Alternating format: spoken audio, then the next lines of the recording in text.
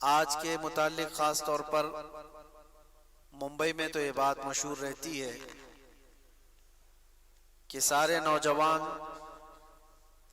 तकरीबन मेला देखने के लिए निकल जाते हैं या मातम का नज़ारा देखने के लिए चले जाते हैं।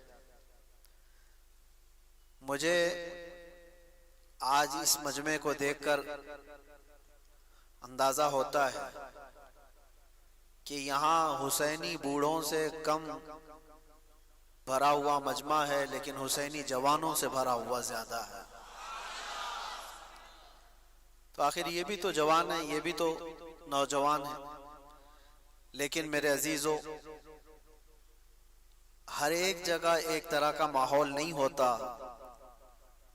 अल्लाह तबारक व तआला का करोड़ा एहसान है कि बहुत सारी खुराफात से आपको बचाकर अपने जिक्र पाक में आपको यहाँ पर बैठने का मौका अता फरमाया है।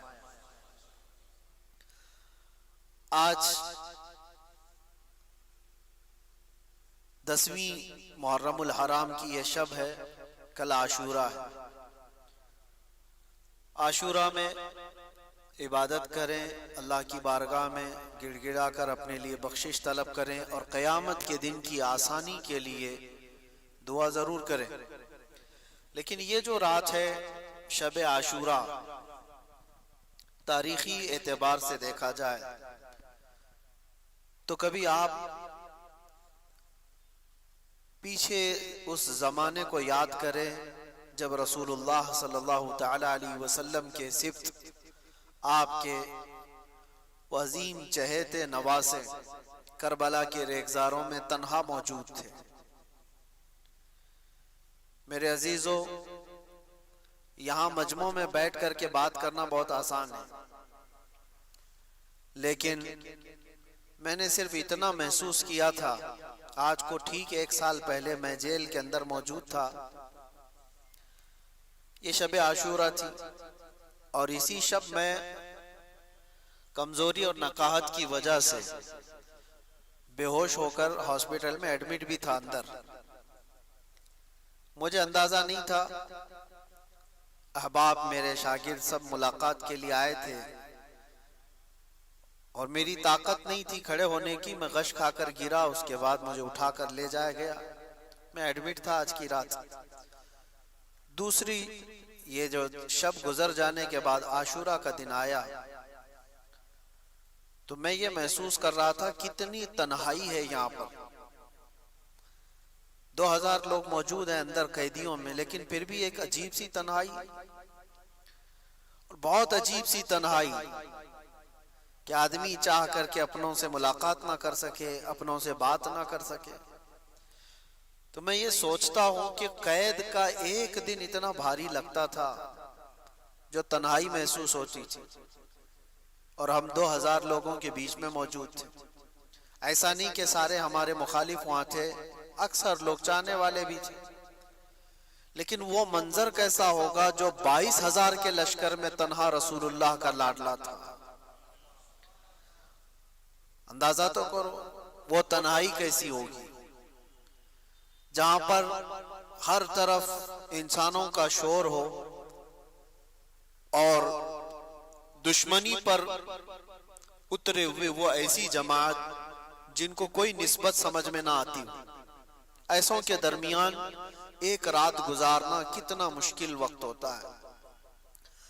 मैंने मालूम किया कि जब किसी के सर पर मौत सवार हो जाए, यानी यूं के जालिम तलवार खींच ले और तुम्हारे खात्मे के लिए वो पूरी तौर पर कमर बस्ता हो चुका हो और तुम्हें मालूम है कि मैं कत्ल किया जा सकता हूं या मैं मारा जा सकता हूं, तब कैफियत क्या होनी चाहिए, कैसी घबराहट और बेचैनी हो।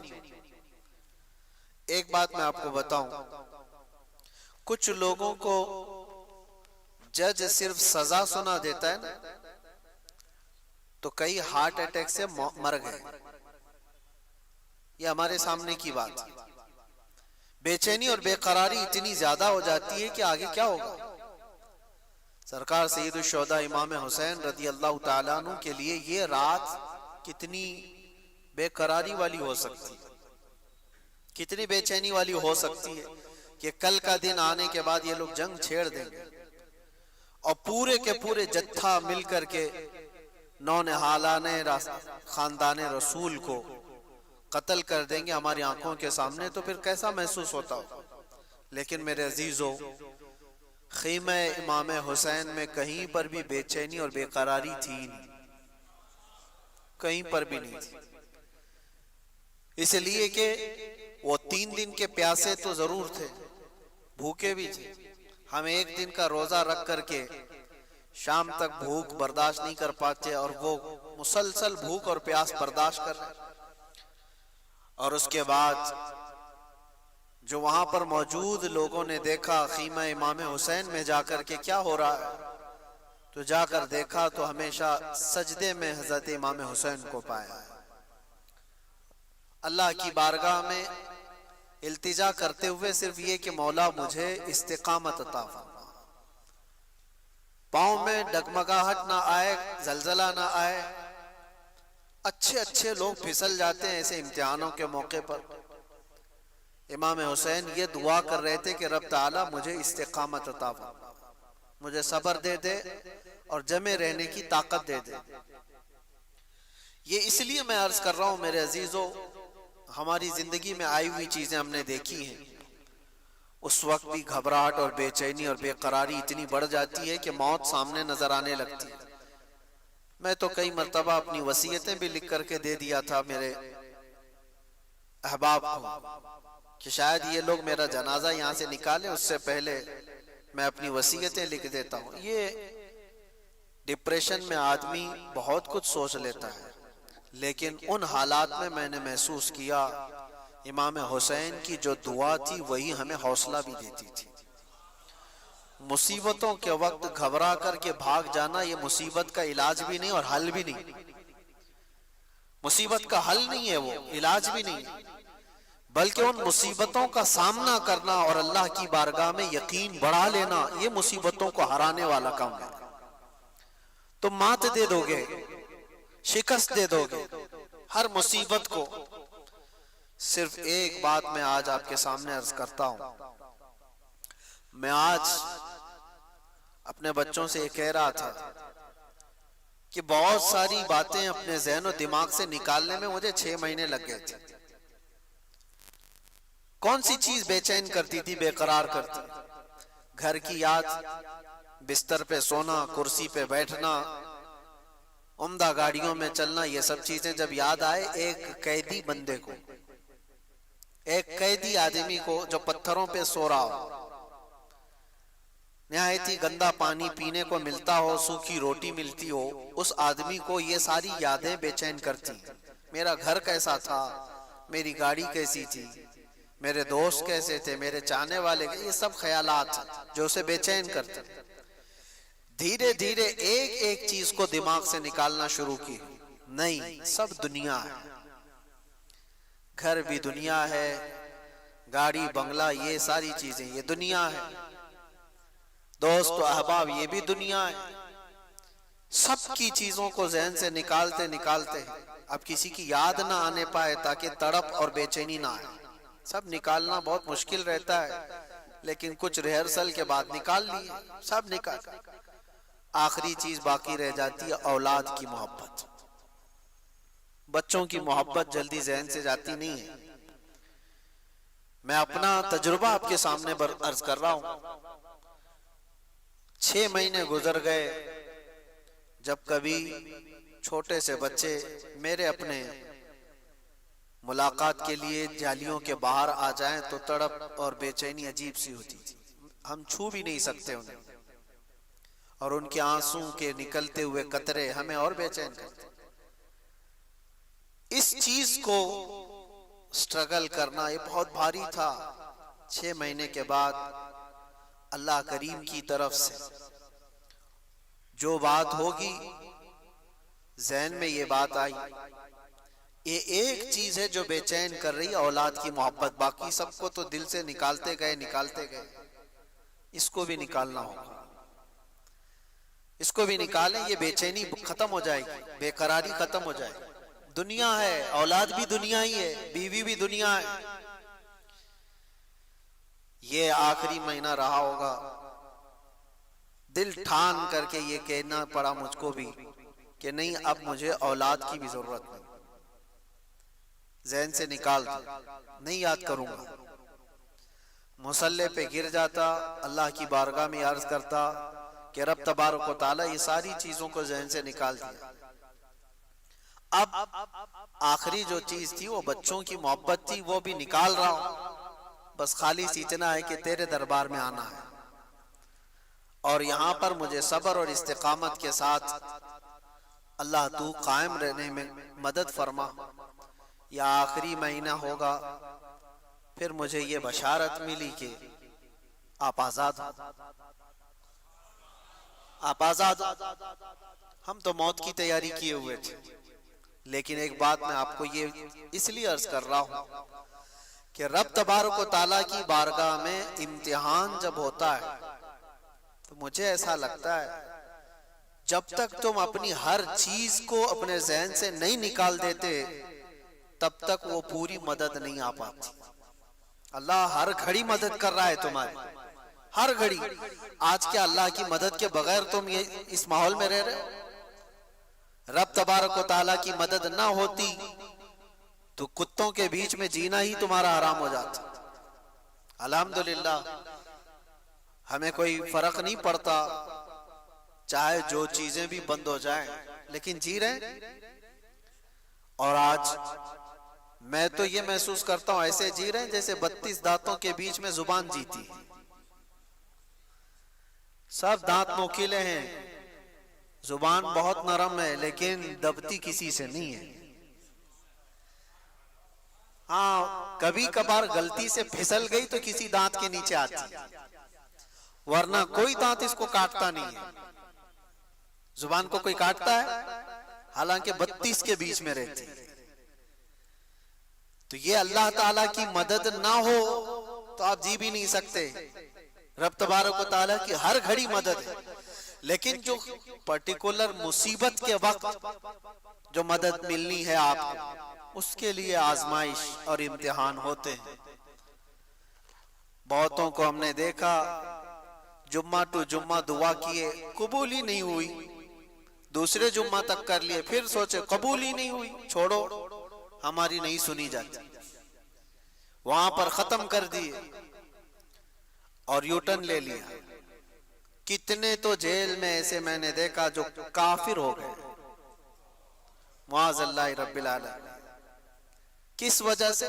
वो सीधे कहते हैं कि नमाजों से कुछ फायदा नहीं। हम तो कब से नमाज पढ़ रहे हैं, हम तो कितने दिनों से दुआ कर रहे हैं। ऐसी बातें मेरे अजीजों सुन सुन करके अच्छे से अच्छा आदमी पिघलने लगता है। मेरे पास ऐसी बातें आई, पहले तो मैं तौबा किया, अल्लाह अगर नमाज पढ़ने की वजह से ही कैद में रहते हैं तो जिंदगी भर कैद ही अच्छा है। जैसे लोग वहां कह रहे थे दुआ करने से दुआ कबूल नहीं होती, लेकिन थोड़े दिनों के बाद दिमाग में ये बात आने लगती है कि क्या हकीकत में दुआ नहीं कबूल होती? हमारी भी नहीं हो रही है, और हमारी तो छोड़ो, हमारे लिए पूरे पूरे हर खित्ता हर इलाका दुआ में मशगूल है। बच्चे से लेकर जवान तक, जवान से बूढ़े, औरतें, सारे लोग, मस्जिद के इमाम, खतीब, मदारिस के उलमा, सब दुआओं में हैं। फिर दिमाग में ये बात आए कि क्या दुआएं कबूल नहीं होती? ये शैतानी वसवसा है। मेरे अजीजों, इम्तिहान की जो घड़ी होती है वो बहुत डिफरेंट है, बहुत अलग है। इम्तिहान की घड़ी के लिए लिखा जा चुका होता है, यहां से यहां तक तुम्हें सफर करना है तो करना ही है। कुछ और घड़ियां हैं जहां पर तुम्हारे बिन मांगे अल्लाह ताला तुम्हारे लिए बहुत कुछ उतारता है, लेकिन इम्तिहान की घड़ियां अलग होती हैं, आजमाइश की अलग होती हैं। तो जब ज़हन में ऐसे सवालात आने लगे, इत्तेफाक से ऐसा, इस्लामी तारीख की कई किताबें वहां मिलती थी। एक किताब मैंने पढ़ा, एक बात मैं आपको बताता हूं, जेल के कैदियों के लिए ही थी वो बात, जो मायूस हो जाते हैं, नाउमीद हो जाते हैं। एक साहबी हैं हजरत अबू जुंदल, ये मक्का में कैद हो गए थे काफिरों के हाथ, और ऐसे कैदी बनाए गए थे कि इनको जंजीरों से बांध करके रखा जाता था और मारते अलग थे। हुजूर पाक सल्लल्लाहु अलैहि वसल्लम हिजरत करके चले गए। शुरू इस्लाम में वो कैद हो गए थे, तकरीबन समझ लें ऐलान नबूवत के 2-3 साल बाद वो कैद हो गए, और उसके बाद कंटिन्यू 7 साल तक कैद में रहे। कुफार छोड़ते नहीं थे। हुजूर पाक सल्लल्लाहु अलैहि वसल्लम हिजरत करके मदीने चले गए, 6 साल उधर गुजर गए।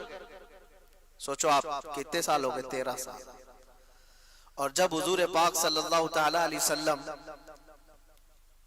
उम्रा के लिए आ रहे थे 1400 सहाबा के साथ, जो हुदैबिया के मकाम पर मक्का के काफिरों ने आपका रास्ता रोक लिया और कहा कि हम आपको उम्रा करने नहीं देंगे।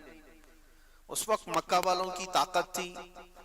हुजूर पाक सल्लल्लाहु अलैहि वसल्लम ने सहाबा से कहा कि हम सुलह कर लेते हैं, सुलह कर लेते हैं। लंबा वाकया है, आपने सुलह हुदैबिया को सुना होगा, या फिर जाकर के आप सुन लें कि हुजूर सल्लल्लाहु तआला अलैहि वसल्लम की जो सुलह हुई थी मक्का के कुरैश के दरमियान, वो सुलह में जो है बात ये थी, सारे उनके हित के कानून उन लोगों ने लिख दिए थे, यानी उनकी हिमायत में। मक्का वालों ने एग्रीमेंट बनाया, सब उनके पक्ष में थे।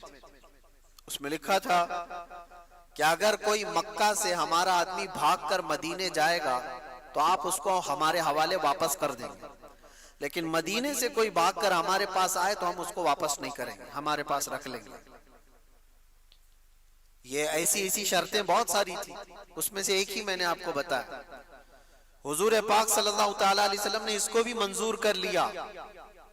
अब सुनिए बात मैं कह रहा हूं, ये एग्रीमेंट बन रहा है ना, अभी एग्रीमेंट बनने से पहले ही एक हाल ये हो गया कि हुजूर पाक सल्लल्लाहु तआला अलैहि वसल्लम के वो सहाबी हजरत अबू जुंदल, जो मक्का में 13 साल से कैद में थे, वो कैद से छूट करके भागकर आ गए। 13 साल बाद जो छूट करके आया हो, तो अब उसका क्या हाल होगा। अरे 4 दिन का जो छूट करके आता है उसकी कैफियत अलग होती है, जो 13 साल की कैद के बाद छूट करके आया हो, जंजीरें लगी हुई थी। और हुजूर पाक सल्लल्लाहु तआला अलैहि वसल्लम कहाँ है, हुदैबिया के मकाम पर, जो मक्का से अभी 35 किलोमीटर दूर है। वो आ गए, 1400 सहाबा ने उनको देखा तो गले लगाना शुरू किया। अबू जुंदल कितने सालों से कैद में है, हमारा भाई आ गया, हमारा भाई आ गया। अब अबू जुंदल सबको अपने जख्म दिखा रहे थे, इन जालिमों ने हमें कैसे मारा है, कहां कहां जुल्म दिया। सहाबा देख देख करके परेशान थे। इसी असना में मक्का वालों को ये बात पता चल गई कि हमारा कैदी छूट कर चला गया, भाग गया है। कहां गया, हुजूर सल्लल्लाहु अलैहि वसल्लम के सहाबा के पास चला गया, वो तो महफूज हो गया है। तो मक्का वालों ने क्या कहा जानते हैं आप? मक्का वालों ने ये कहा कि हमारा एग्रीमेंट हुआ है, हमारे यहां से भाग करके कोई आएगा आपके यहां तो आप उसको वापस करेंगे। हमारा एक कैदी भाग करके आपके पास आया है, उसको वापस कीजिए। आप अंदाजा करो, ये मैं पढ़ रहा था, 13 साल के बाद जख्मों से चूर, जुल्म सितम बर्दाश्त किया हुआ एक कैदी जब अपनों के बीच आया हो और वो कुफारे मक्का जिद पर अड़ गए कि अबू जुंदल को जब तक आप वापस नहीं करेंगे हम एग्रीमेंट पे साइन नहीं करेंगे। सहाबा सबके सब खड़े हो गए, कहा या रसूल अल्लाह सल्लल्लाहु अलैहि वसल्लम, ये तो एग्रीमेंट के बाद की बात थी, अभी तो हुआ नहीं ना, अभी तो उस पर अमल होना उस वक्त तय होगा जब दोनों तरफ की दस्तखत हो जाए। अभी तो साइन हुआ नहीं एग्रीमेंट, उससे पहले अबू जुंदल आए, हम वापस नहीं कर सकते इन्हें, और इतना इनके ऊपर जुल्म किया गया है, नहीं वापस कर सकते। सारे सहाबा एक तरफ और कुफार कुरैश इस जिद पर है कि जब तक उस बंदे को वापस नहीं करते हम एग्रीमेंट साइन नहीं करते, ये सुलह नहीं होगी। अब सोचो, नजर सबकी हुजूर की तरफ थी। रसूल पाक सल्लल्लाहु अलैहि वसल्लम, ये बहुत कठिन मरहला है, तवज्जो चाहता हूं, बहुत कठिन मरहला है। वो रहमतुल लिल आलमीन है, यकीनन हुजूर पाक सल्लल्लाहु ताला अलैहि वसल्लम रहमतुल लिल आलमीन, इसमें कोई शक है। साहबा, अबू जुंदल सब हुजूर की तरफ देखने लगे, आपका क्या फैसला है? हुजूर पाक सल्लल्लाहु अलैहि वसल्लम ने फरमाया, अबू जुंदल को हवाले कर दो, उनकी वापस कर दो। सब हक्के बक्के रह गए, देखते रह गए। कैसे हो सकता है जो हमारा बंदा हमारे पास आया हो इतने सालों तकलीफ उठाने के बाद, अब हुजूर फरमा रहे, वो हाथ फैला फैला करके हुजूर को पुकारने लगे, या रसूल अल्लाह सल्लल्लाहु अलैहि वसल्लम, इनके पास तकलीफ बहुत ज्यादा है, ये मुझे बहुत ज्यादा जुल्म करते हैं मुझ पर, क्या आप मुझे वापस उनके हवाले कर रहे हैं? हुजूर पाक सल्लल्लाहु ताला अलैहि वसल्लम ने सिर्फ इतना फरमाया, अबू जुंदल वापस चले जाओ। फिर उन्होंने कहा, या रसूल अल्लाह, आप किसके हवाले कर रहे हैं? इन जालिमों के हवाले? हुजूर ने फरमाया, अबू जुंदल वापस चले जाओ, जब तक तुम वहां पर हो मैं तुम्हारे साथ। फिर साहबा का तो ईमान ही था, या रसूल अल्लाह, कुल्लु मुसीबतिन बादका जुललुन, ऐ अल्लाह के रसूल, अगर आप हैं तो फिर हर मुसीबत छोटी है, फिर डरना किस बात का? वो चले गए।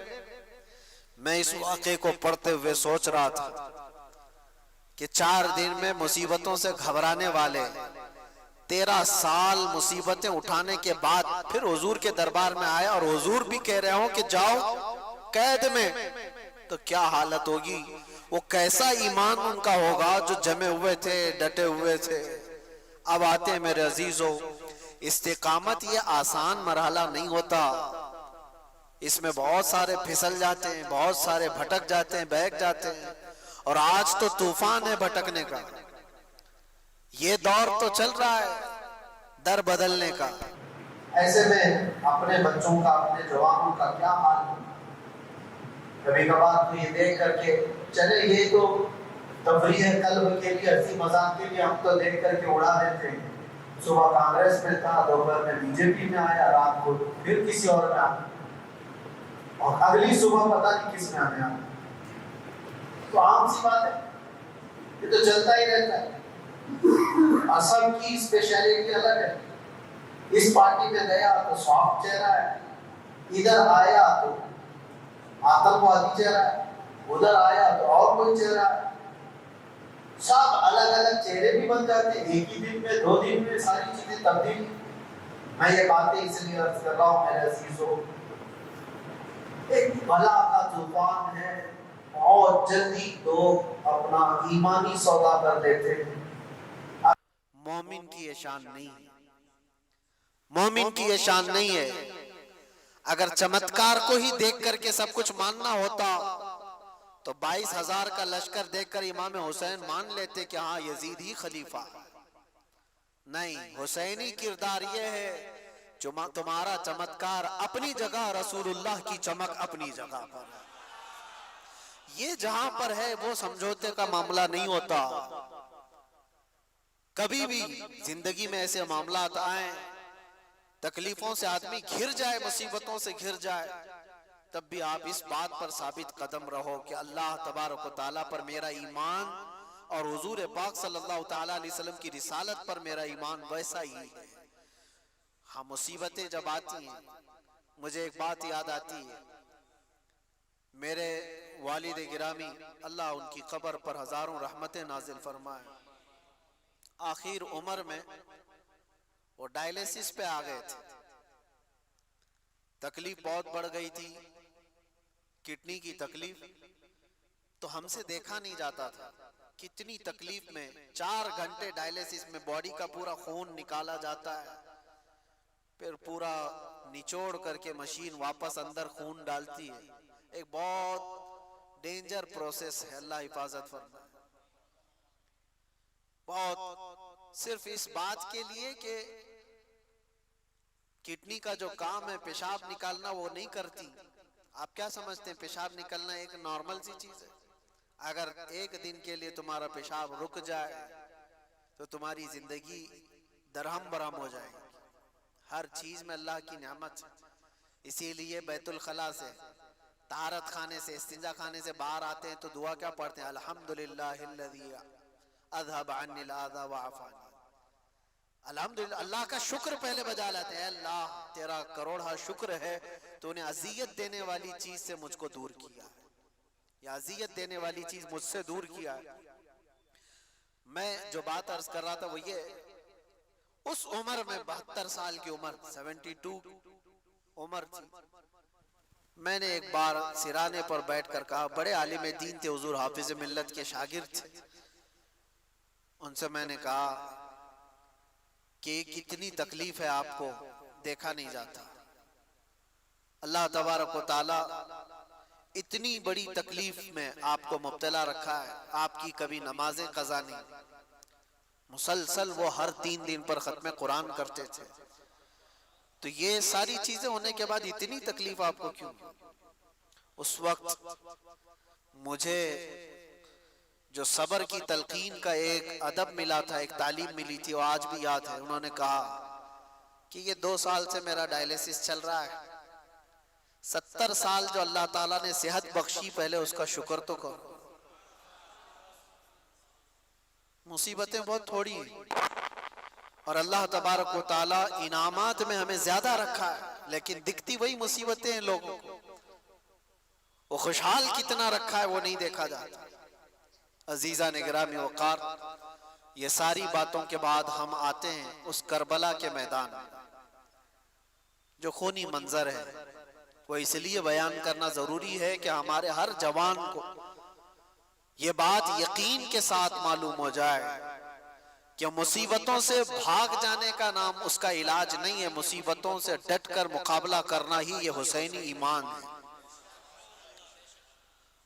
और बहुत सारे लोग हमें भी मशवरा देते हैं, बहुत सारे हालात बहुत खराब हैं, हालात बहुत खराब हैं। ऐसे मैंने देखा है इब्तिदाई इस्लाम से लेकर आज तक हालात खराब ही रहे। कब अच्छे हुए थे? क्या आपको इस्लाम की तबलीग करने के लिए फूलों की सेज पर सजा कर लाया जाएगा तभी आप बोलोगे?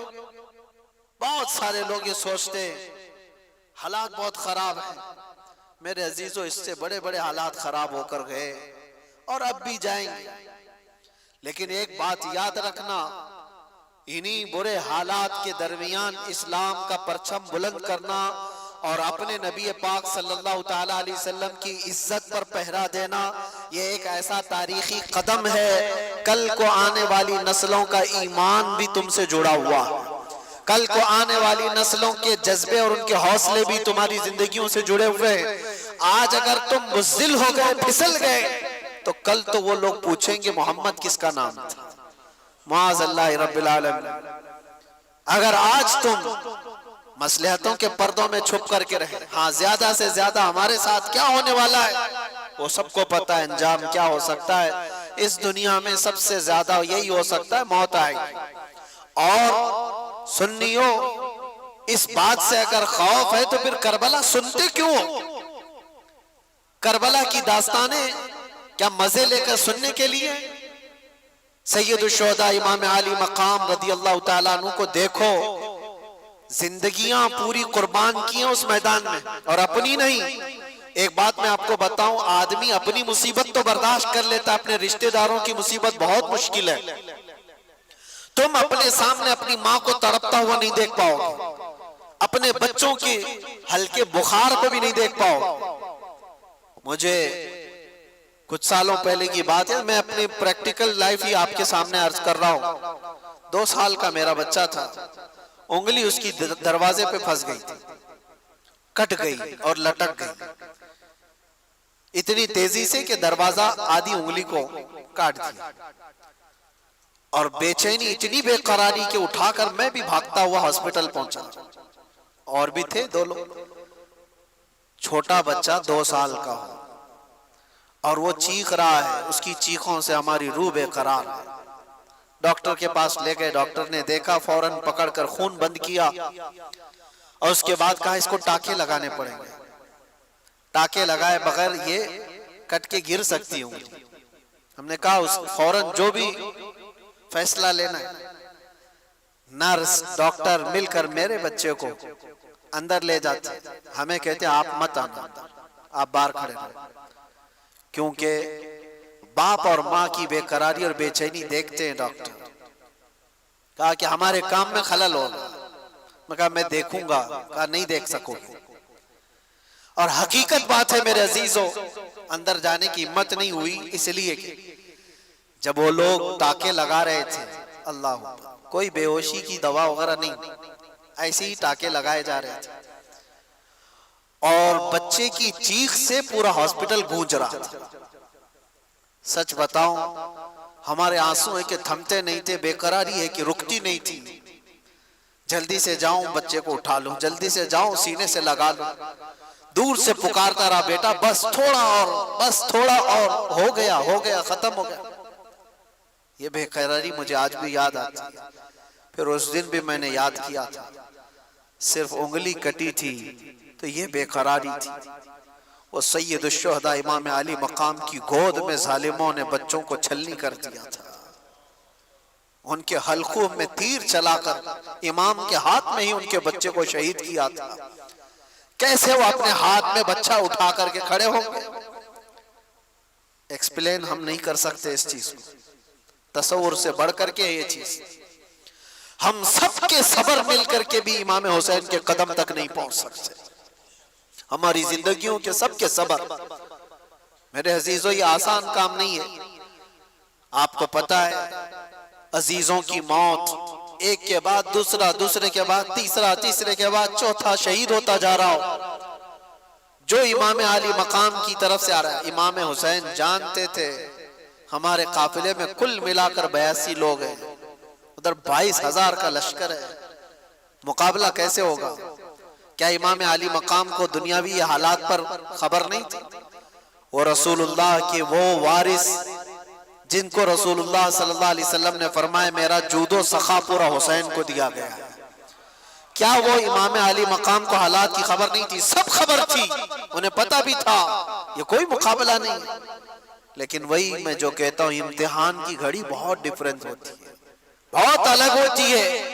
इमाम अली मकाम को करबला के मैदान में खड़े रहना था, कयामत तक आने वाले मुसलमानों के लिए एक मिसाल राह बन करके कि तुम्हारी जिंदगी में इससे बढ़कर के तकलीफ नहीं आ सकती, तुम्हारी जो भी तकलीफें होंगी वो छोटी होंगी, और तुम अगर घबराते हो कभी छोटी मुसीबतों में तो ऐ मुसलमानों मुझे देख लेना। इमाम हुसैन का ये दर्स था, तुम देख लेना।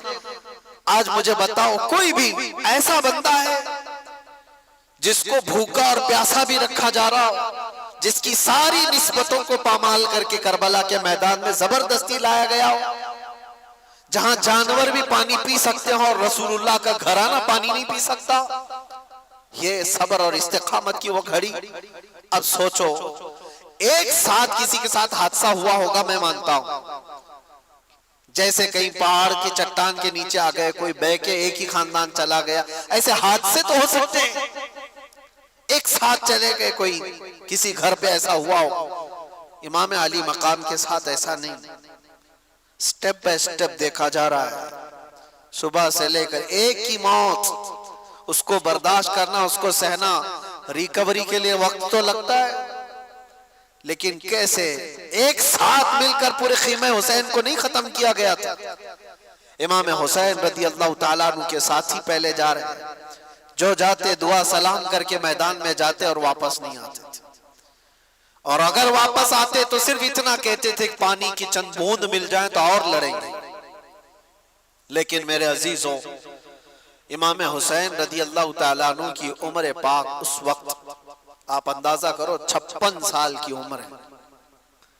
56 साल की उम्र में वो एक एक लाश को उठा करके जमा करते जा रहे हैं, और जब बारी आई खानदान की, और खानदान में हजरत इमाम कासिम जो इमाम हसन के बेटे जवान थे 19 साल के, जब वो जा रहे थे तो इमाम अली मकाम ने उनको देख करके सिर्फ इतना कहा था, मेरे मरहूम भाई इमाम हसन की तुम यादगार थे। लेकिन ये सारी यादगारें एक के बाद दीगरे मैदान करबला की रौनक बनती जा रही थी। वो गए वो यजीदियों के दरमियान कितनी देर तक एक तन्हा शेर लड़ेगा। ये सारे भेड़िए जब जत्थे के साथ हमला करते, तीरों से छलनी करके जख्मी करके गिराते और फिर सर को जिस्म से अलग कर देते थे। हजरत इमाम कासिम और हजरत अली अकबर जो हजरत इमाम हुसैन के बड़े शहजादे, उनकी भी उम्र तकरीबन 19 या 20 साल की उम्र।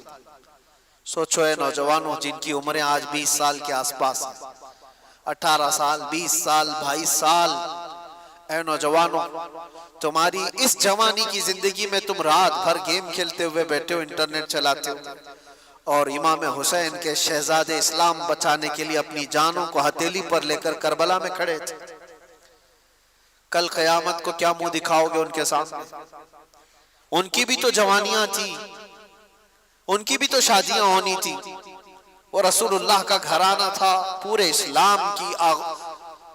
इस्लाम की इज्जत को बचाने के लिए वो करबला के मैदान में कुर्बानियां दे रहा है। वो मंजर मुझे याद आता है हजरत अब्बास अलम बरदार, हजरत इमाम अली मकाम के भाई हैं, सगे भाई हजरत अब्बास, मौला अली शेर खुदा के बेटे। इनको एक चीज बेकरार कर गई, वही मैं कह रहा हूं ना, अपनी तकलीफें बर्दाश्त कर सकता है आदमी, अपने अहले खाना अपने रिश्तेदारों की तकलीफ बर्दाश्त नहीं कर पाता। हुआ ये कि 9 साल की बच्ची हजरत बीबी सकीना, वो हजरत इमाम अली मकाम की छोटी शहजादी हैं, वो हजरत अब्बास से कहने लगी, चचा क्या आप जाकर के हमारे लिए पानी का इंतजाम कर सकते हैं? तो हजरत अब्बास से अब रहा ना गया, कहा अपनी प्यास तो बर्दाश्त कर सकते हैं, बच्चों की प्यास के लिए कैसे बर्दाश्त करें? हजरत अब्बास कहते हैं कि बेटी सकीना, मैं तेरे लिए पानी लाता हूं। या तवज्जो, वो गए किसी तरह से, वो जवां मर्दी जो हैदर कर्रार के शहजादों में वो कहीं नहीं मिल सकती। सारे इन यजीदियों के नरगे को फलानते हुए दरियाए फुरात पर गए भी और मशकेजा पानी का भर लिया। एक बात मैं आपको कहता हूं, 3 दिन के भूखे और प्यासे, वो भी तो भूखे और प्यासे थे, दरियाए फुरात पर पहुंच भी गए, पानी भर भी लिया। खीमा इमाम हुसैन पर पानी लाना ये बात की बात थी, लेकिन चुल्लू में तो खुद के पानी था, पहले खुद भी तो पी सकते थे। इमाम हुसैन के खीमे तक पानी पहुंचाने के लिए वो आए जरूर थे, लेकिन खुद भी तो 3 दिन के प्यासे हैं, पी लेते। चुल्लू भर पानी उठाया और फेंक दिया। कहा कि ये गैरत मेरी गवारा नहीं करती कि हुसैन के घर वाले प्यासे और मैं पानी पी रहा हूं। रसूलुल्लाह का लाडला नवासा प्यास में हो और मैं यहां अपनी प्यास बुझा रहा हूं, एक कतरा पानी नहीं पिया। एक ऐसा ईमान था, कोई भी हो अपनी प्यास तो बुझा लेता, लेकिन रसूलुल्लाह के इस घराने की कितनी मिसालें आपके सामने।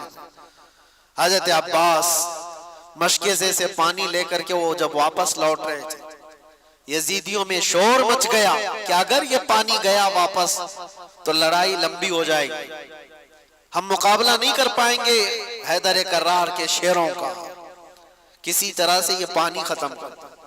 किसी जालिम ने आकर हजरत अब्बास के दाएं मोंडे पर तलवार मारी तो हाथ ही कट के गिर गया। ये कोई मैं ठोकर लगकर चमड़ी निकलने की बात नहीं कर रहा हूं, हाथ कट के गिरा हो जिसपे मशकेजा पानी का पकड़ा हुआ था। हजरत अब्बास ने कहा बाएं हाथ से उठा लेता, हिम्मत नहीं हारी, पानी मुझे सकीना को पिलाना है। जब वो दूसरे हाथ में पानी उठाकर दौड़ रहे थे तो यजीदियों ने ये हाथ को भी काट दिया, ये हाथ भी काट दिया। जिसके बाजुओं के दोनों हाथ काट दिए हो उसकी कैफियत क्या हो? क्या दर्द नहीं होता होगा? क्या तड़प नहीं होती होगी? लेकिन उनके अंदर एक ही धुन थी कि मुझे पानी पिलाना है खीमा हुसैन। जो वहां बच्चे प्यासे हैं, अपने दांतों से पकड़ लिया मशके से, कहा मैं इस तरह से जाऊंगा बगैर हाथों। यजीदी जालिमों ने देखा कि हार नहीं मानता है, तो तीरों से छलनी कर कर करके उस मशकेज़े का पूरा पानी बहा दिया। हजरत अब्बास कहते हैं अब मेरी हिम्मत खत्म हो गई। हजरत अब्बास कहते हैं अब मैं नहीं जा सकता ख़ीमा इमाम हुसैन की तरफ। गिर गए, जख्मों से चूर चूर थे, खून रस रहा हो दोनों बाजुओं से, और पानी भी खत्म, सारी चीजें खत्म हो गई। तो जालिमों ने देखा कि अब्बास गिर गए जमीन पर, तो किसी यजीद ने आकर के आपके सीने पे नेजा मारकर शहीद कर दिया। ये वो मंजर था। इमाम हुसैन दौड़ते हुए आए अपने इस छोटे भाई को उठाने के लिए। इमाम हुसैन के सगे भाइयों में ये छोटे भाई अकेले थे करबला के मैदान में। आकर देखा तो दोनों बाजू कटे हुए हैं और पूरा जिस्म जख्मियों से चूर है और नेजा सीने पर लगा हुआ। आपने इमाम आली मकाम ने उनको उठाया, और जानते हो ये एक ही मौका है जब रिवायत मिलती है इमाम आली मकाम ने अल्लाह की बारगाह में यूं अर्ज किया था, अपनी रीढ़ की हड्डी को पकड़कर, कमर को पकड़, अल-आन इनकसर ज़हरी, आज मेरी कमर टूट गई। भाई जब चला जाता है तो कमर टूट गई, लेकिन ये नहीं कहा कि ईमान टूट गया। जिस्म कमजोर हो जाता है लेकिन ईमान नहीं। इमाम आली मकाम आए वापस खीमे में, बीबी सकीना वैसी प्यासी थी, आपकी अहलिया वैसी प्यासी, आपके घर के बच्चे वैसी प्यासी। वह मंजर क्या अजीब मंजर है। मुझे बात याद आती आज से 1 साल पहले जब मैं करबला के वाकयात में जेल के अंदर भी सुना रहा था, तो जो गैर मुस्लिम है वो भी रो रहे थे। गैर मुस्लिम जिनका ईमान नहीं है, इमाम आली मकाम के घराने की इन शहादतों को सुनकर वो भी रो रहे थे। ये सानहा ऐसा है। अंदर की बीवियों ने आकर इमाम आली मकाम से कहा कि मौला उनको तकलीफ हमसे है, दुश्मनी हमारे से, हमारा 6 महीने का जो नन्ना अली असगर है इससे तो नहीं है दुश्मनी। अब सीने में दूध सूख गया है, इस बच्चे को ले जाएं, शायद इसको कुछ पानी के कतरात वो हलक में डाल दें ताकि इसकी प्यास कम हो जाए। इमाम आली मकाम ने अपनी बीवी की बात सुन करके इस नन्हे अली असगर को उठाकर मैदान में तशरीफ लाए थे। एक बात याद रखें, जिसके सर पर हवस तारी हो उससे कभी कोई उम्मीद नहीं लगाई जा सकती, कभी रहम की उम्मीद नहीं कर सकते। इमाम आली मकाम ने यजीदियों को पुकार कर कहा, मेरे बच्चे ने तुम्हारे साथ कुछ नहीं किया, ये तो बोलता भी नहीं, 6 महीने का है, लेकिन देखो इसकी माँ के सीने से दूध सूख गया है, तुम इसको कुछ पानी पिला दो। जालिमों ने इमाम आली मकाम की तकरीर सुनकर के दूर से तीर चलाया और वो तीर सीधे अली असगर की गर्दन पे आकर लगा। निशाना ऐसा था कि हल्कों पर आकर लग गया और खून का फव्वारा इमाम आली मकाम के चेहरे पर आकर पड़ा। वो कैसा मंजर होगा जब बाप अपने बेटे की लाश को लेकर खड़ा हो। जल्दी से इमाम आली मकाम ने अपने बच्चे को छुपा लिया, सीने से लगा लिया, चेहरे से खून को साफ किया। ये नहीं कि मातम करूं, रो दो, चिल्लाऊं। अल्लाह की बारगाह में इतना कहा कि मौला मेरी ये छोटी कुर्बानी को भी कबूल फरमा ले। 6 महीने का बच्चा जिस बाप की गोद में शहीद हो चुका हो उसका क्या हाल होना चाहिए। सीने से लगाया, बच्चा हिचकियां लेते हुए खामोश हो चुका था। लेकिन सबसे बड़ा कठिन मरहला ये था कि बच्चे को मां के हवाले भी तो करना है। जब वो खीमे की तरफ लेकर के आए तो खीमे की खवातीन ने पुकार करके कहा, मौला इमाम हुसैन लगता है कि बच्चे को पानी पिला कर लाए, इसलिए कि बच्चे के रोने की आवाज नहीं आ रही, बच्चे के चीखने की आवाजें नहीं आ रही। दूर से खवातीन ने पूछा इमाम आली मकाम से कि मौला क्या बच्चे को उन्होंने पानी पिला दिया। इमाम आली मकाम ने कहा हाँ, उन्होंने ऐसा पानी पिलाया कि इसके बाद तुम्हारा बच्चा कभी पानी नहीं मांगेगा, इसलिए कि इसके मुकद्दर में यहां का पानी नहीं था। इसको पानी ये जालिम क्या पिलाते, इसको पानी तो रसूलुल्लाह के हाथ से पीना था। नबी पाक सल्लल्लाहु ताला अलैहि वसल्लम के हाथ से जामे कौसरी से पीना था। कैसा सब्र का मौका हो सकता है। ये सब मैं आपको मरहले बता रहा हूं, ज़हनों को हाजिर रख करके सोचो कि उस मैदान में खड़े हुए उस इमाम अली मकाम के साथ क्या गुजर रहा था। जब ये सब शहादतें हो गई थी, वो आखिरी वक्त था जुमा का, जब इमाम ज़ैनुल आबिदीन खीमे में आ गए, कहा कि मौला मुझे जाने की इजाजत है।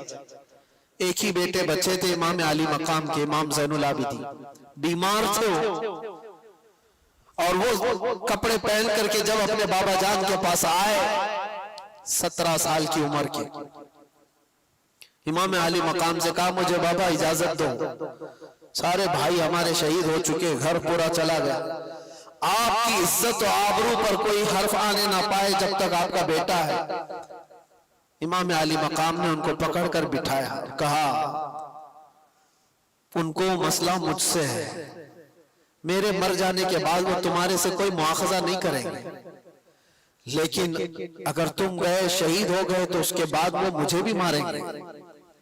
लेकिन बेटा, इमाम ज़ैनुल आबिदीन से इमाम अली मकाम कहते हैं तुम्हारा रहना इसलिए जरूरी है कि हुसैनी सादात की नस्ल तुमसे चलेगी, मेरा खानदान तुमसे चलने वाला है। इमाम ज़ैनुल आबिदीन को घर में रोक दिया गया और इमाम हुसैन के निकलने का वक्त था। अल्लाहु अकबर। किताब में जब भी पढ़ता हूँ इन वाकयात को आंखें भीग जाती हैं, रोंगटे कांपने लगते हैं। सैयदा ज़ैनब उन्हें कपड़े पहना रही थी, वो तबरुकात दे रही थी जो रसूलुल्लाह सल्लल्लाहु अलैहि वसल्लम के तबरुकात उनके पास थे। हैदर कर्रार की तलवार उनके पास थी, अमीर हमजा के तबरुकात, जाफर तैयार का पट्टा, ये सब इमाम हुसैन को उनकी सगी बहन पहना रही थी। और ये कह करके कि काश अगर मेरी माँ फातिमा ज़हरा आज होती तो ये काम वो कर रही होती। इमाम अली मकाम को उनकी बहन ने हौसला दिया और कहा कैफी अमानिल्लाह, आप अल्लाह के रास्ते पर जा रहे हैं, हमारी तरफ से कोई फिक्र की जरूरत नहीं, हम औरतों की तरफ से आप बेखौफ रहें। वो औरतें कैसा सब्र लेकर थी, कैसी इस्तिकामत। इमाम अली मकाम आखिरी मर्तबा उस घोड़े पर सवार थे, लेकिन तारीख निगारों ने यह भी बताया कि घोड़ा आगे बढ़ता नहीं था। जो इमाम अली मकाम का घोड़ा हमेशा सफर में रहना, घोड़ा मैदान जंग में आगे बढ़ नहीं रहा था। तो आपने उतर करके देखा तो घोड़े की दोनों टांगों को बीबी सकीना पकड़ी हुई बैठी थी और वो ये इल्तिजाएं कर रही थी कि बाबा को मत ले जाना, इसलिए कि जो गया वापस नहीं आया। इमाम अली मकाम ने अपनी बेटी को उठाया और कहा तेरा बाप यहाँ पर एक अजीम इम्तिहान के लिए उतारा गया है, मेरी शहादत पर नोहा मत करना, मेरी शहादत पर माथा मत पीटना, मेरी शहादत पर बाल ना नोचना, अल्लाह की रजा पर राजी रहना और मुस्तफा की शरीयत की हिफाजत करना। यह आखिरी वसीयत थी अपनी बेटी को। और जब गए मौला इमाम हुसैन, आखिरी वक्त भी इमाम अली मकाम ने उनको मौका दिया। यजीदियों को कहा अब भी जो कुछ हो गया है उसको खत्म किया जा सकता है, मेरे घर वाले सब कत्ल हो गए, अब भी तुमको मौका देता हूं कि मेरे कत्ल से अपने हाथों को रंगीन न करो, वरना कयामत में क्या मुंह लेकर के आओगे मेरे नाना के पास, क्या जवाब दोगे। आखिरी खुतबा भी इमाम अली मकाम का मैदान करबला में गूंजता रहा, लेकिन यजीदियों पर कोई असर ना हुआ। एक बात मैं आपको बताऊं, ये ना असर होने वाली बात कब आती है? जब किसी पर कोई बात असर नहीं करती है तो ये वही मकाम होता है जब दिल दुनिया की लालच में मुर्दा हो चुका हो। वो आज भी हो सकता है। और कहा गया जब किसी का दिल मुर्दा होता है लालच में, दुनिया की लालच में, उसके लिए मां से जिना भी कोई बड़ी बात नहीं होती। इसलिए हमेशा याद रखो, दिल के मुर्दा होने से पहले पहले अपने दिलों का इलाज करो। दिल जिसका मुर्दा होता है उसे कोई एहसास ही नहीं होता कौन मर रहा है कौन जी रहा है।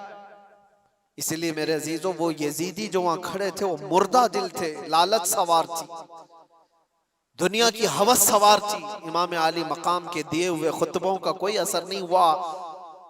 उनको खुतबा सुनने की जरूरत क्या थी, सिर्फ इतना देख लेते चेहरे इमाम हुसैन में जलवे रसूल नजर आ रहा होता। क्या उनको ये नहीं मालूम था कि ये फातिमा जहरा का लाडला है? क्या उन्हें नहीं मालूम था ये हैदर कर्रार का लख्ते जिगर है? क्या उन्हें ये नहीं मालूम था कि रसूलुल्लाह ने कहा है अपनी हदीस पाक में, अल हसन वल हुसैन सय्यदा शबाबी अहलिल जन्ना, हसन और हुसैन जन्नती जवानों के सरदार हैं। ये सब बातें उनको नहीं मालूम थी? सब मालूम थी, लेकिन तुफ है, लानत है दुनियावी हवस और हिर्स का कि जब ये किसी के दिल पर सवार हो जाती है तो फिर तमाम एहसासात उसके खत्म हो जाते हैं। एक ही चीज नजर आ रही होती है, दुनिया दुनिया दुनिया। वो निस्बतों का एहतराम नहीं करता, उसे माँ बाप बेटी उस्ताद मुर्शिद औलिया अंबिया कुछ माने नहीं रखते दिल जब मुर्दा होता है। इसीलिए मैं कहता हूं मेरे अजीजों, दिलों को मुर्दा होने से बचा लेना, हमेशा दिलों को मुर्दा होने से बचा लेना। मैं इस पर फिर गुफ्तगू करूंगा इंशाअल्लाह। आज जिक्र की मजलिस भी है और हम अपने दिलों को जिंदा करने के लिए आए, लेकिन तज़किरा इमाम हुसैन का इसलिए जरूरी था कि आज की ये रात मौला हुसैन की कैसी रात रही होगी। जब आप आए, आखिरी खुतबा भी दिया, जालिमों पर कुछ असर ना हुआ, लड़ने पर तुल गए। और लोग ये तो बयान करते हैं कि इमाम आली मकाम को शहीद कर दिया गया, लेकिन क्या आपने कभी ये भी सुना कि इमाम आली मकाम के शहजादों ने इन कुत्तों की कैसी दुर्गत बनाई थी? एक एक शहजादे ने 100 पर हमला किया था। एक एक शहजादे ने 100 पर हमला किया है, इसीलिए तो वो मुकाबला तनहा कर नहीं पाते थे। हजरत इमाम कासिम इमाम हसन के बेटे, एक ही जवान ऐसा है जो मैदान में मौजूद एक बहुत बड़ा पहलवान मुकाबले में आया था और उसने कहा था कि मैं इस बच्चे के मुकाबले का लायक नहीं हूं, ये बच्चा मेरे लायक नहीं है, मैं तो अपने बेटे भेजता हूं। उसके 4 बेटे थे उस पहलवान के। इमाम कासिम को 19 साल का जवान ये कह रहा था, लड़का है और मैं लड़कों से मुकाबला नहीं करता, मेरा बेटा काफी है। पहले अपने बेटे को भेजा इमाम कासिम के मुकाबले में, मिनट नहीं गुजरे थे कि गाजर की तरह काट के रख दिया। दूसरे बेटे को भेजा, इमाम कासिम ने उसकी गर्दन उड़ा दी। तीसरा आया, तीसरा भी मर गया। चौथा आया, चौथा भी मर गया। एक हैदर कर्रार का शहजादा है, पहलवान के 4 पहलवान बेटों को मिनटों में उड़ा दिया। अरे उनको पानी दिए होते तो 22,000 को एक इमाम कासिम ही खत्म कर देता, लेकिन वो इम्तिहान की घड़ी थी, इम्तिहान की घड़ी थी। और उसके बाद वो पहलवान फिर मुकाबले में आया कि 4 मेरे बच्चों को ये गाजर मूली की तरह काट के रख चुका है, और आया और कहने लगा, तू जानता है मेरा मकाम क्या है, मैं कितने लोगों से तन्हा लड़ सकता हूं। बड़ी बुलंद बांग दावे करते हुए वो आया। इमाम कासिम ने कहा, सुना तो बहुत है तेरे चर्चे, तू बहुत बड़ा पहलवान है, लेकिन मैं देख करके अफसोस कर रहा हूं कि तुझे घोड़े की ज़ेन बांधने का तरीका भी नहीं आता। घोड़े की जो रस्सी होती है, ये बांधना एक फन होता है फौजी का, सिपाही का, तुझे बांधने का तरीका नहीं आता और इतना बड़ा पहलवान कहलाता है। उसके लिए शर्मिंदगी की बात थी, आर की बात थी, बहुत ऐब की बात थी। वो कहा, मेरे घोड़े की रस्सी सही बांधने का तरीका मुझे नहीं आता, तुम सिखा रहे हो। वो घोड़े की नाती देखने के लिए क्या झुका था, इमाम कासिम ने एक ही वार में उसको खत्म कर दिया। ये मंजर हैदर कर्रार के बेटों का था मैं आपको इसलिए बता रहा हूं कि सिर्फ और सिर्फ शुहदाए कराम की शहादत ही नहीं, ये भी बताओ कि मारा भी कैसे। इमाम हुसैन का जज्बा सिर्फ ये नहीं कि कुछ आ जाए तो मर जाओ, कट जाओ, नहीं। इमाम आली मकाम ने कहा है कि मर जाना और कट जाना ये मुकद्दर में होगा, अल्लाह ताला ने लिखा होगा तो होगा, लेकिन उस वक्त के आने से पहले पहले तक अपने जमीर का सौदा करके किसी से हाथ मिलाना ये हुसैनी ईमान नहीं है। जब तक दम में दम है मुकाबला करो, हाथ तुम्हारा होगा, मार अल्लाह की होगी, मुकाबला करो। कभी ये मत सोचना कि मैं तन्हा कुत्तों में घिर गया हूं, कोशिश तो करके देखो, होता है मेरे अजीजों। बहुत मकामात पर हाथ तुम्हारा होगा, मार अल्लाह की होगी। और इमाम हुसैन, इमाम आली मकाम जब मैदान करबला में आखिरी वक्त उन जालिम कुत्तों से लड़ रहे थे, एक दो नहीं कितनों को ढेर किया था। 3 दिन का प्यासा, 56 साल का रसूलुल्लाह का बेटा, कितनों को वो मौत के घाट उतार रहे थे।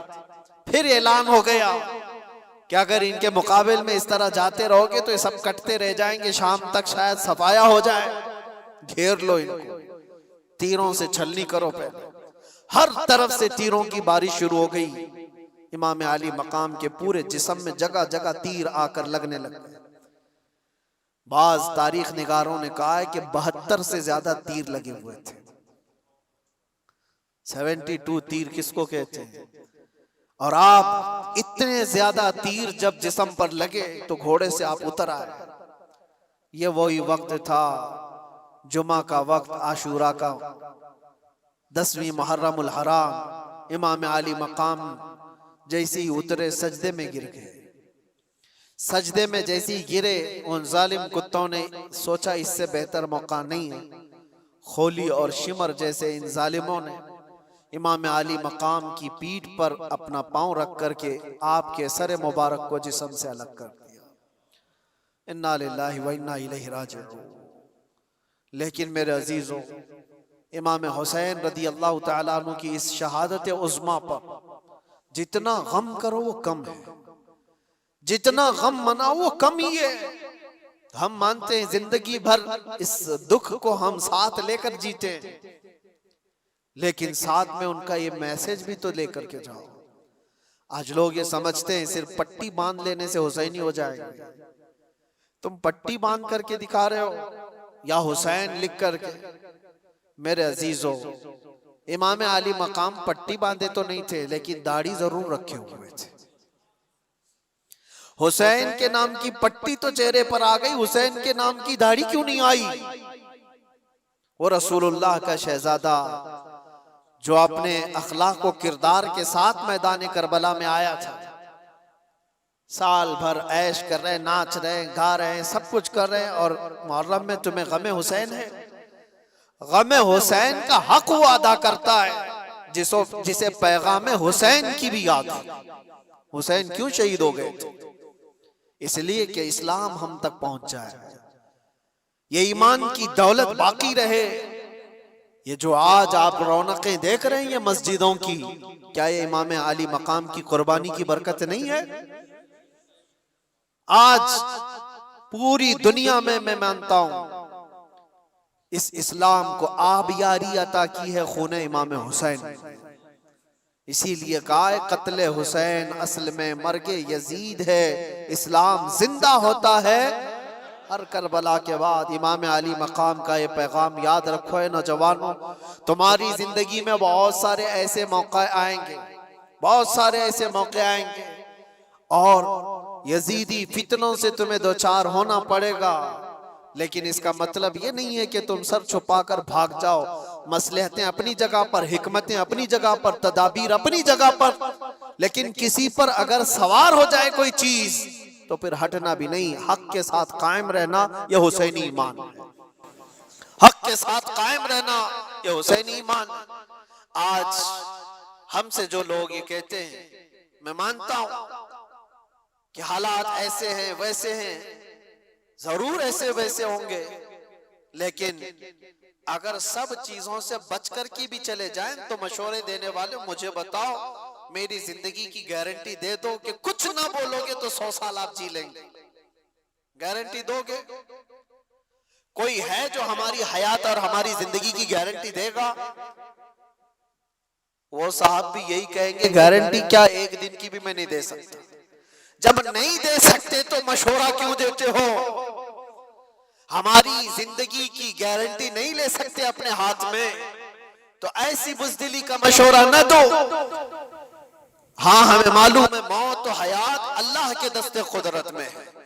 अगर रब तबारक व तआला चाहे तो चूंटी से भी तुम मर सकते हो, मच्छर से भी मर सकते हो, और अगर वो ना चाहे तो बड़े से बड़े फिरौन भी तुम्हारा कुछ नहीं कर सकते।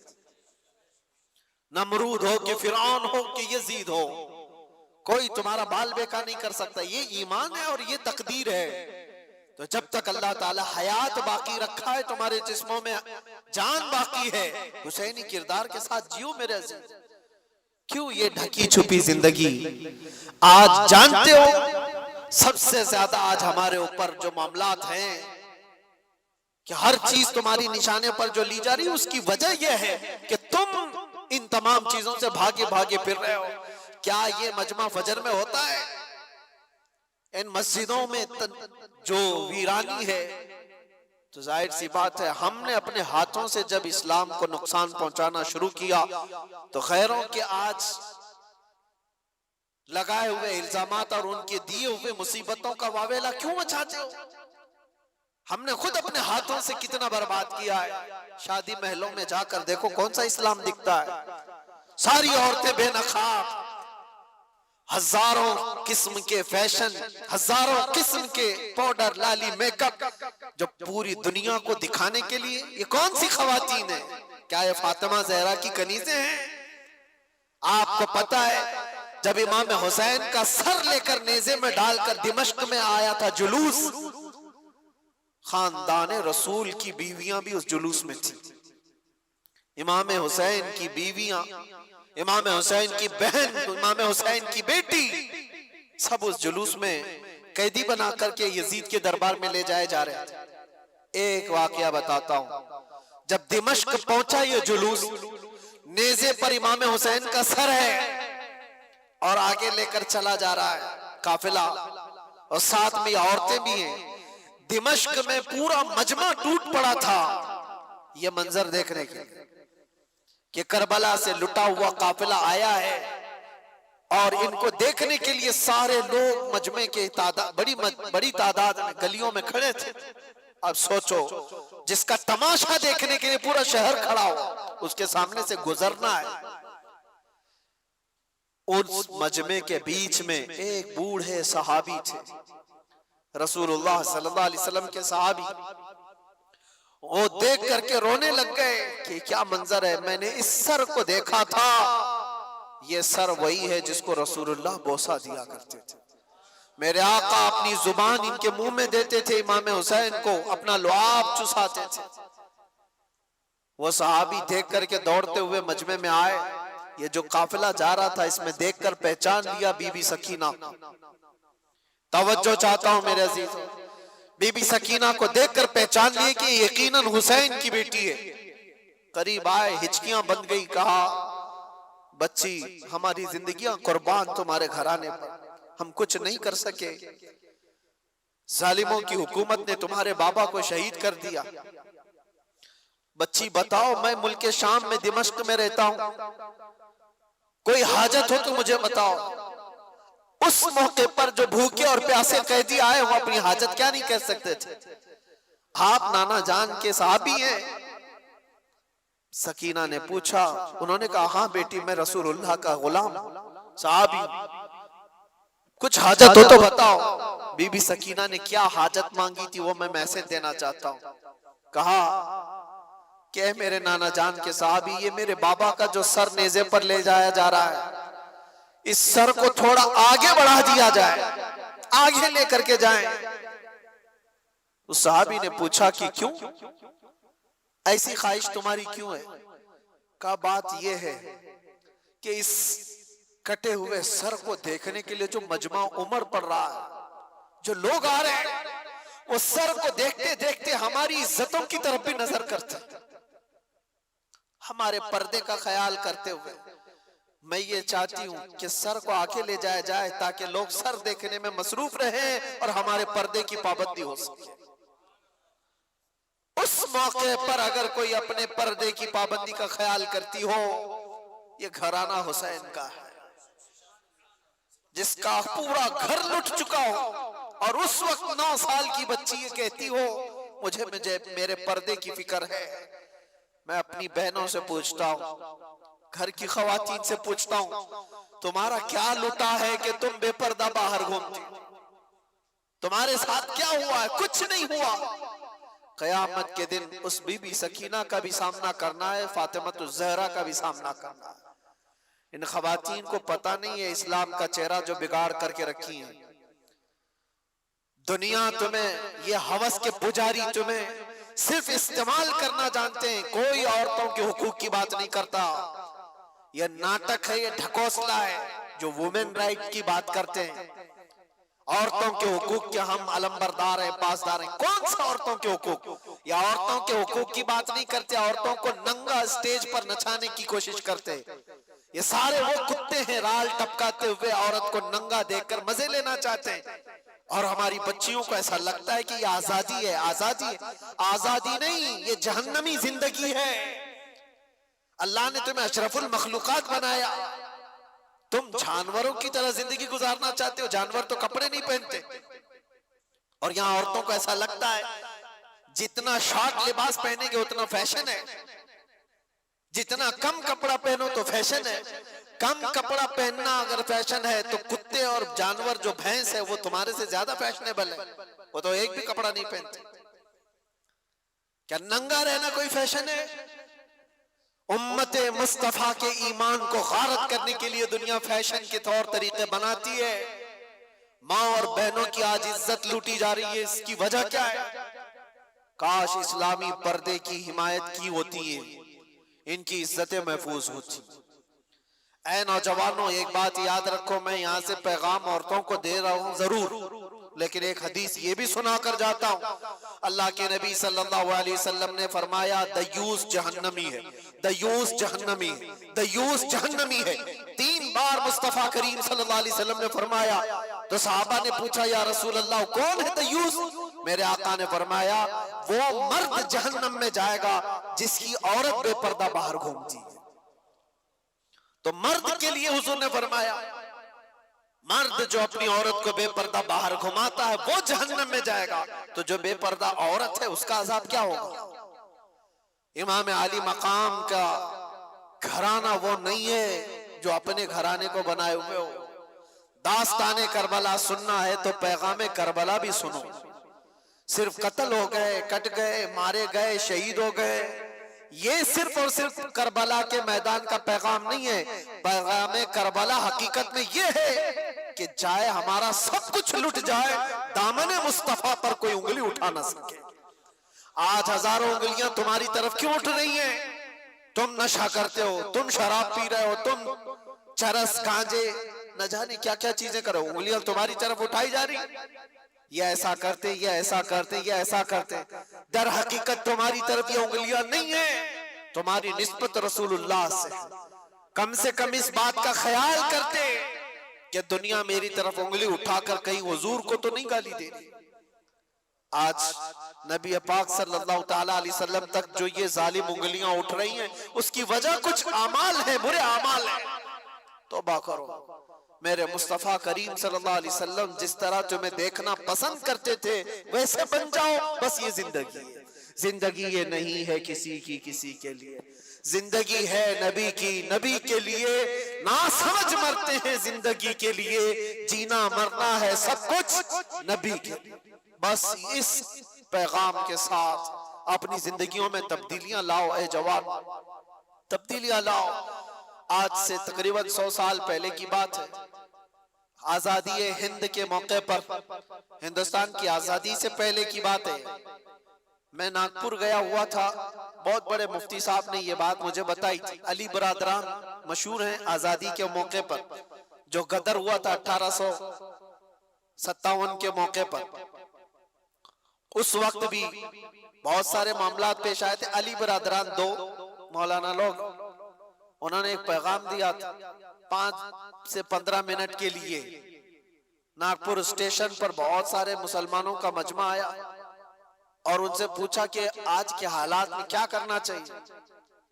उन्होंने सिर्फ 2 जुमलों में कहा था, मैं कोट कर रहा हूं सिर्फ इस बात को इसीलिए कि हकीकत है ये, कहा कि कुछ नहीं, सबको टोपी और दाढ़ी कंटिन्यू पहनना चाहिए, टोपी कंटिन्यू पहनो और दाढ़ी कंटिन्यू रखो। कहा इसमें क्या मैसेज है? कहा तुम्हें पता नहीं इसका रौब अल्लाह ताला दिलों पर कैसा रखता है। तुम्हें कुछ करने की जरूरत नहीं, अखलाक रसूल में एक बार मलबूस हो जाओ मेरे अजीजों। ना तुम्हें तलवार भाले नेज़े उठाने की जरूरत है, ना तुम्हें जंगो जिदाल की जरूरत है। तुम एक बार मुस्तफा करीम सल्लल्लाहु तआला अलैहि वसल्लम की सुन्नतों को अमल में ले आओ, ऐसी ही तुम्हारी चलत फिरत से कितने कीड़े मर जाए। ऐसी तुम्हें अंदाजा भी नहीं है। अल्लाह तबारक व तआला इसका रौब रखा है, चेहरे रसूल का रौब है, दामन इस्लाम का एक रौब है।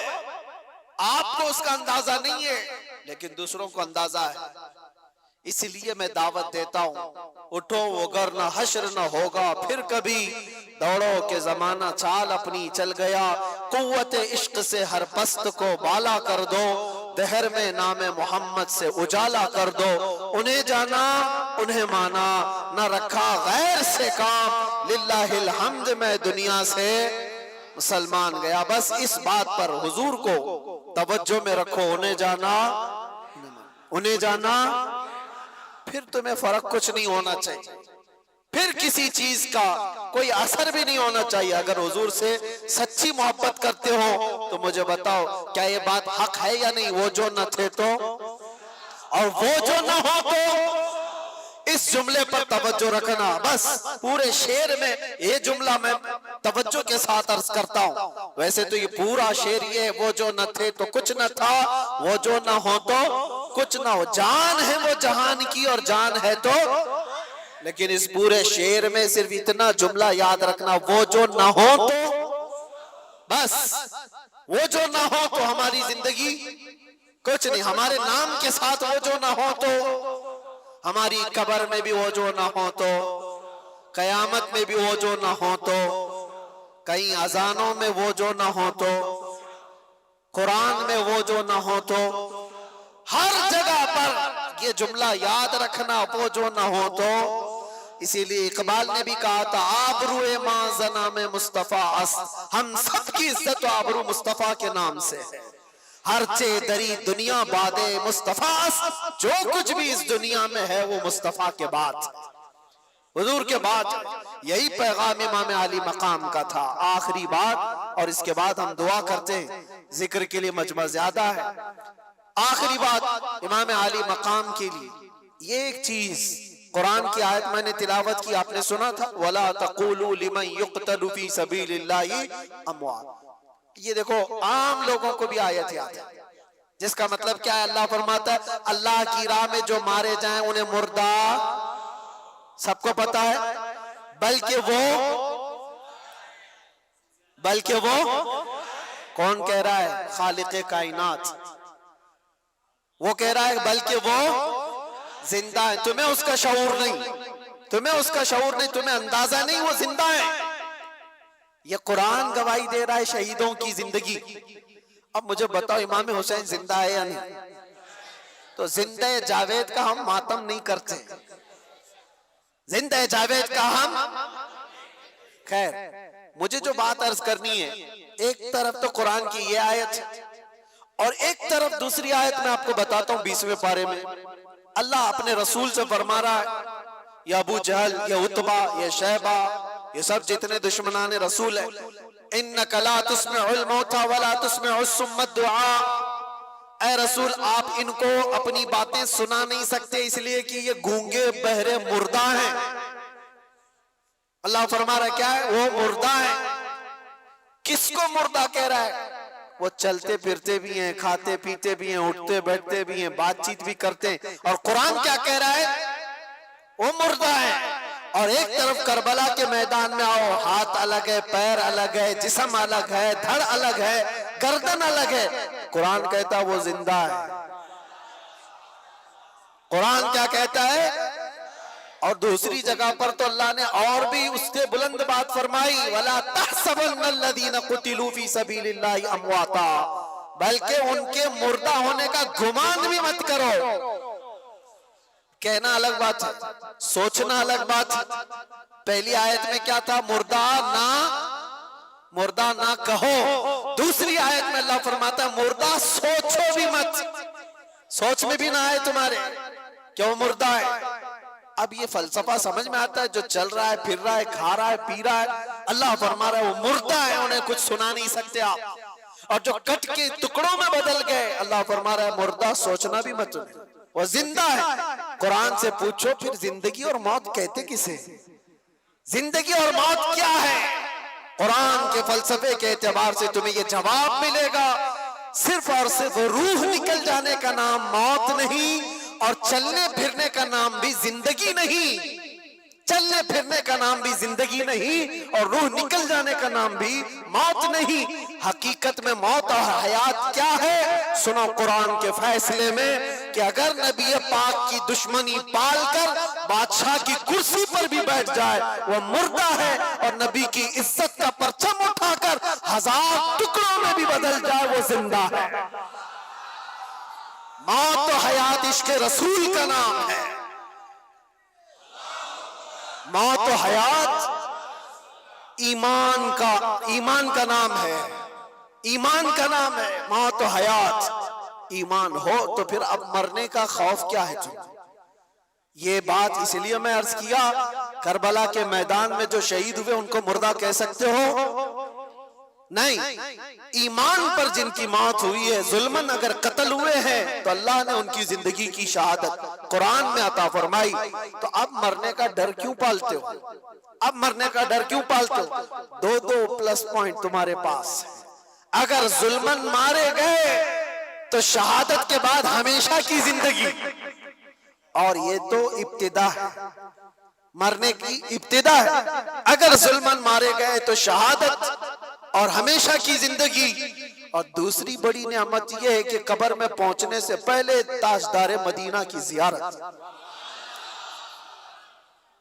इससे बढ़कर क्या और क्या चाहिए? जब किसी बंदे को ये ख्यालात हो कि मुझे मेरे मुस्तफा की जियारत करनी है, तो वो बंदा मरने से डरता नहीं है, बल्कि वो रोज इंतजार में होता है कि वो घड़ी कब आएगी जब आंखें बंद होगी और दीदारे मुस्तफा होगा। इसीलिए मेरे अजीजों, जानते हो आप, एक मोमिन सालेह को मौत के बाद उसके घर वाले कब्र में ले जाकर दफन करके आते हैं, तो हुजूर ने जो फरमाया वो सच है कि मुनकर नकीरात आते हैं, फरिश्ते आएंगे सवाल जवाब के लिए, लेकिन हुजूर फरमाते कब्र में मैं भी होऊंगा, और मुनकर नकीर हुजूर की तरफ दिखा करके मुर्दे को पूछते इनके बारे में क्या कहता था। ये सवाल होगा कि नहीं होगा?